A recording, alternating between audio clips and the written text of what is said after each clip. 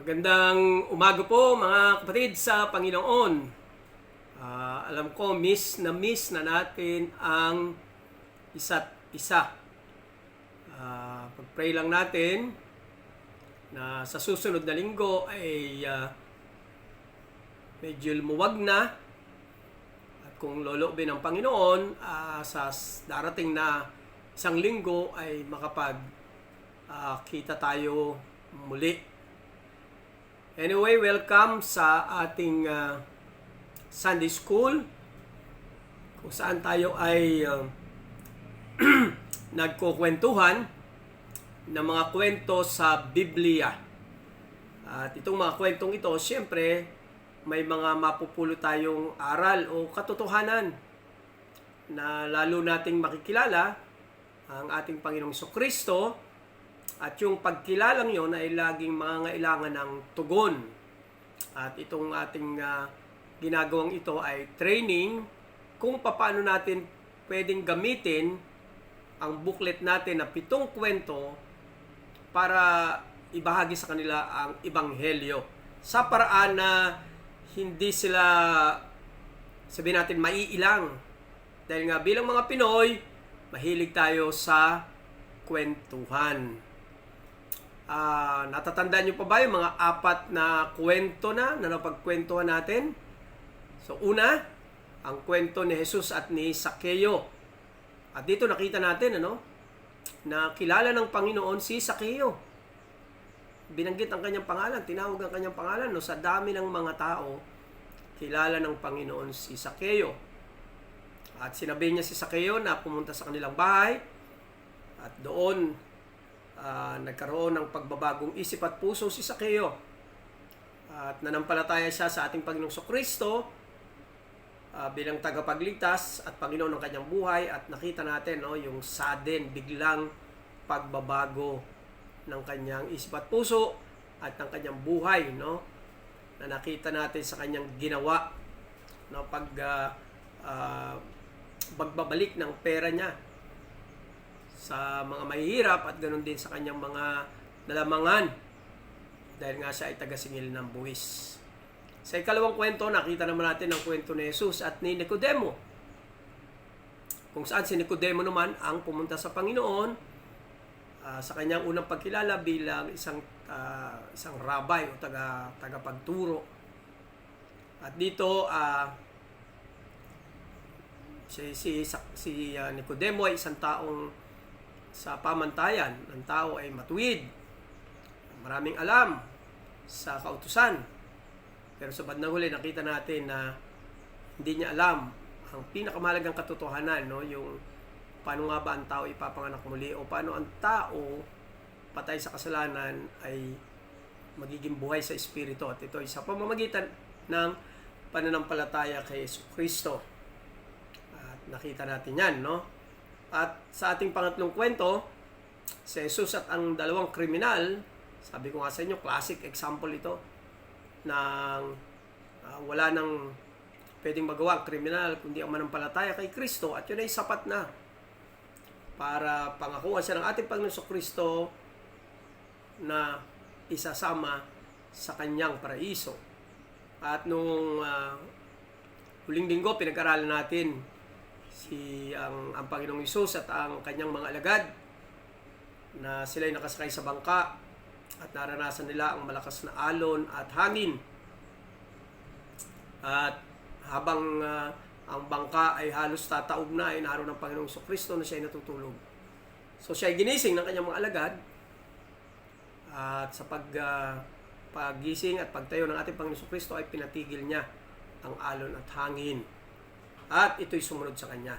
Dito makikita natin, hindi lang si Jesus bilang tagapagligtas, kundi siya ay Panginoon. Panginoon ng kalikasan at dapat maging Panginoon din ng ating buhay. So, ang tunay na nanampalataya kay Jesus ay kumikilala sa kanya bilang siya ay tagapagligtas at Panginoon ng kanyang buhay. So, yun yung mga mahalagang katotohanan na matututunan natin at ibabahagi natin sa mga pagkukwentuhan natin ng mga kwentong ito. Ngayong umaga, Sa ating ikalimang kwento, hindi ito galing sa Bible. Ito'y talagang kwento, nilikhang kwento, pero kagaya ng mga talinhaga ng ating Panginoon ay mayroon itong mahalagang aral, no?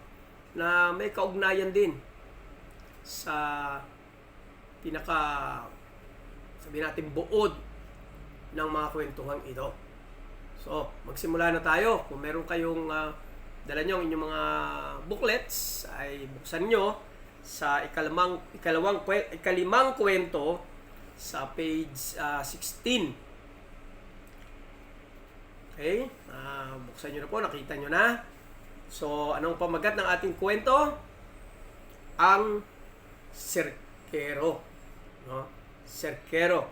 So, sabayan nyo po ako habang binabasa ko, ay tunghayan nyo din sa inyong mga kopya at sama-sama tayong basahin ang kwento.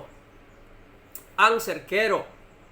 Isang serkero ang nais ipakita ang kanyang kakayahang tumulay sa alambre sa harapan ng maraming tao. Tinanong niya ang mga tao, naniniwala ba kayo na kaya kong tumawid sa alambring ito? Sumagot ang mga tao, oo, naniniwala kami. Tumawid siya at nakatawid siya ng matagumpay. Nagpalakpakan ang mga tao. So, imagine niyo, no, kung kayo yung nandun, talagang ahanga kayo at mapapapalakpak talaga tayo, no? Huling nagtanong ang serkero, naniniwala ba kayo na kaya kong tumawid tulak ang karmatilya o wheelbarrow sa English, no? Na ito na may sakay na aso. Sumagot ulit ang mga tao na may kasamang sigawan, no? So sumisigaw pa. Oo, naniniwala kami. Tumawid ang serkero at matagumpay na nagawa ito. Nagsigawan at nagpalakpakan ng mga tao. May sumisigaw pa nga na more. Sa huling pagkakataon, nagtanong ang serkero. Ito ang sinabi niya. Dahil ito na ang huling pagtawid ko, gagawin ko na ang pinakamahirap. Sino ang naniniwala na kaya kong tumawid ng patalikod, na may sakay na tao sa karmatilya? Medyo mahirap, no? Lahat ay sumagot na may pasigaw at malakas na palakpak. Sabi nila, naniniwala kami, kaya mo. No? So, talagang bilib na bilib sila, no? Sabi nila, kaya mo. At sinabi ng serkero, okay, sino ang magbo-volunteer upang sumakay sa karmatilya? So kung kayo po ang naroon, magbo-volunteer ba kayo? Tingnan natin yung huling bahagi, no, ng kwento. Nanahimik ang lahat. So yung mga sumisigaw at pumapalakpak, nanahimik at isa-isang umalis. So imagine niyo, no, yung sitwasyon. Nawala lahat ng tao. So, pag-usapan natin ang kwento. Una, bakit nanahimik at umalis ang mga tao sa ikatlong pagtatanong ng serkero? So, napakalaga ng tanong na ito, no, na itatanong mo doon sa iyong kakwentuhan. So, hayaan mo siyang magsalita. Hayaan mo sabihin niya lahat ng posibilidad na sagot sa tanong na ito. Siyempre, ang sagot, bakit nanahimik at umalis, ay walang nais mag-volunteer. So, ibig sabihin, hindi sila handang isugal, i-risk ang kanilang buhay para sumakay. At paano kung sumablay? Paano kung sumablay ang serkero? Patay sila. So, sa tingin ko, yun ang dahilan. Walang nais magsugal ng kanyang buhay, no, para sumakay doon sa karmatilya. Pero sabi nila, naniniwala sila na kayang-kaya nung serkero na tumawid patalikod doon sa karmatilya na may sakay na tao. Diba? Sabi nila, naniniwala sila, may palakpak pa, may sigaw pa eh. Pero nung sila na ang tanungin, sino ang gustong mag-volunteer, eh, walang nag-volunteer. So, kalawang tanong, basahin ang talata sa ibaba, no? So, ibaba po yun, no? May typographical na ibaba, at sagutin ang tanong. So, basahin natin yung talata sa ibaba po, no? Sa Santiago 2:19.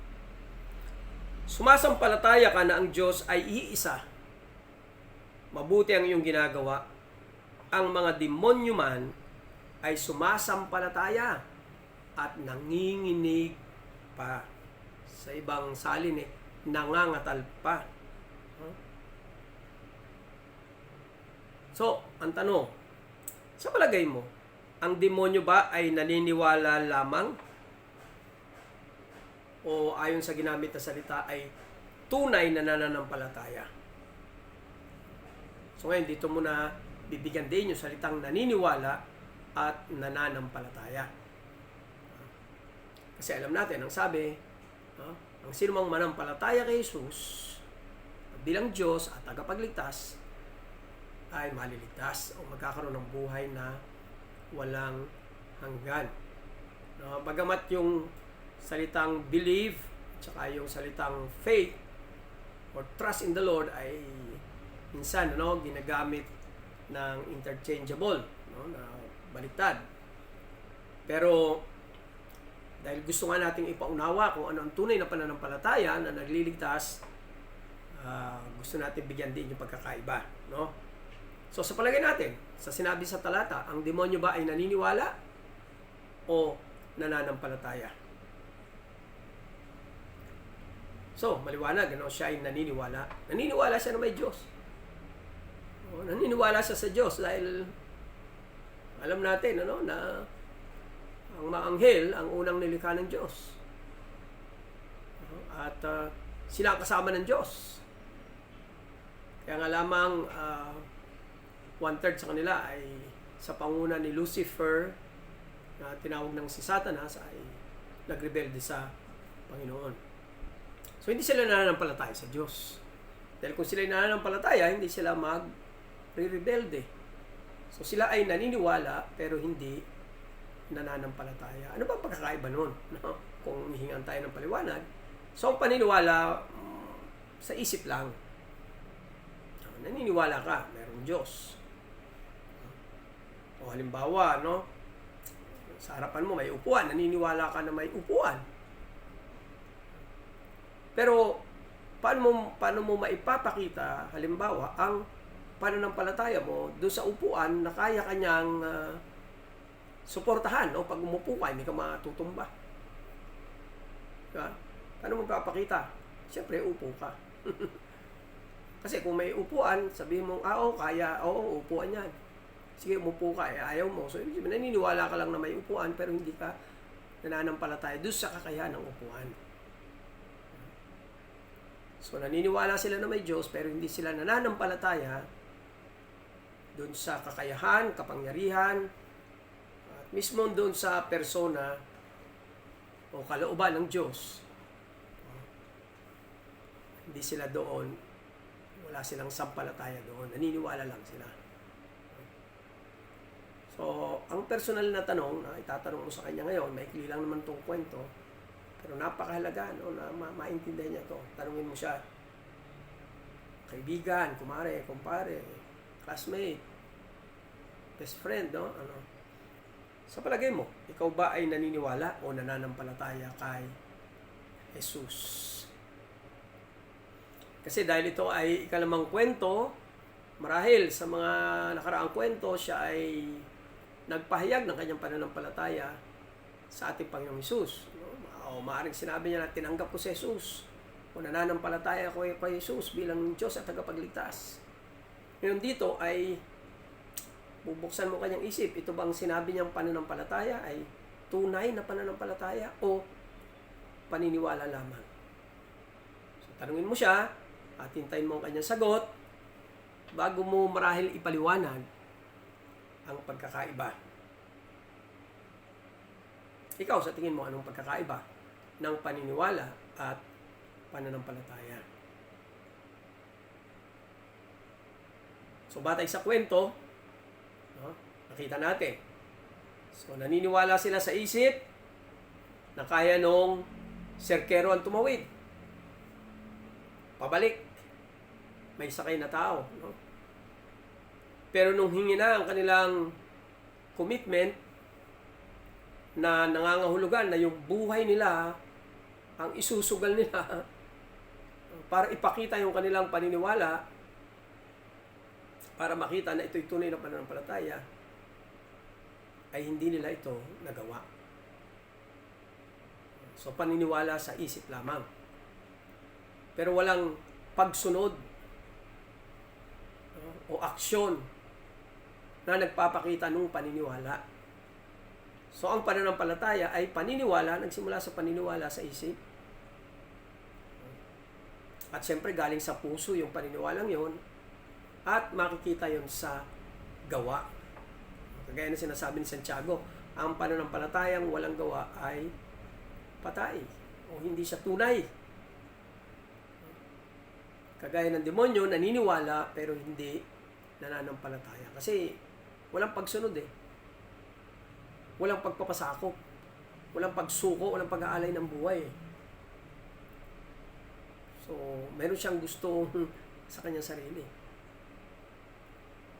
So, kung saan man tatakbo ang inyong usapan, mahalaga maipaunawa mo yon. Ano? Kung siya ay tunay na nananampalataya kay Jesus, ibig sabihin nun, ay talagang yung buhay niya ay isinusuko niya at iniaalay niya at nananampalataya siya na talagang si Jesus lamang ang tanging makapagliligtas sa kanya at kaya siyang iligtas.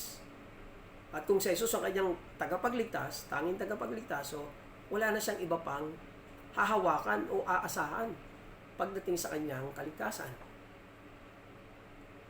Kasi marami sa atin, sa mga Pilipino, ang sinasabing nananampalataya pero kay Jesus, pero meron pa rin silang ibang dagdag na kapamaraanan paano sila maniligtas. So, ang tunay na pananampalataya kay Jesus ay ang pagbitaw, no, sa lahat ng pinanghahawakan mo, makapagliligtas sa iyo at talagang kakapit ka lang at sasalik ka lamang sa ginawa ni Jesus para sa iyo. Kaya maaari mo siyang tanungin, no, yung kaibigan mo, sa ngayon, talaga bang naniniwala ka na si Jesus ang tanging tagapagligtas? Na wala ka ng ibang pang-ahawakan pa. Reliyon, gawa, kabutihan, kundi tanging si Jesus lamang. So, ito'y magandang kwentuhan at maunawaan ang iyong tinuturuan o kakwentuhan ang pagkakaiba ng paniniwala lamang at tunay na pananampalataya. Kaya siyempre, panguna ng Panginoon nasa inyong pag-usap. Maganda na pagkatapos makita niya ang kanyang sarili na kung siya'y naniniwala lamang, kailangan siya'y manampalataya.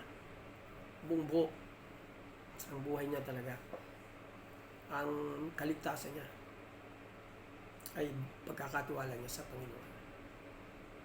Okay, so mayroon na lamang nalalabing 2 kwento na pag-uusapan natin sa susunod pang 2 linggo. Okay, nawa po, samantala natin pagkakataon, no? Pwede natin itong ikuwento sa simpleng paraan. Mga kasama natin sa bahay, o kahit sa online, mga kaibigan natin, habang nagkukwentuhan tayo, ganyan, sabihin mo, okay na ba, magkwentuhan tayo tungkol sa kwento na nasa Bible. At para may matutunan tayo. No? So, nawa po, magamit natin itong mga aral na ito dito sa 7 kwento. Tayo po'y manalangin. Diyos naming Amang Banal na makapangyarihan sa lahat, salamat po sa mga kwento na aming pinag-aaralan. Gamitin mo po kami para ito'y maikwento at makilala nila ang aming Panginoong Kristo kung sino siya, Diyos at tanging tagapagligtas. Salamat po Panginoon at patuloy kaming ingatan sa darating na isang linggo na mula po sa COVID at patuloy dinadalangin namin ang aming kalagayang ito, Lord, sa inyong habag at awa ay mas umayos na po ang aming kalagayan at matapos na rin po ang pandemic na ito.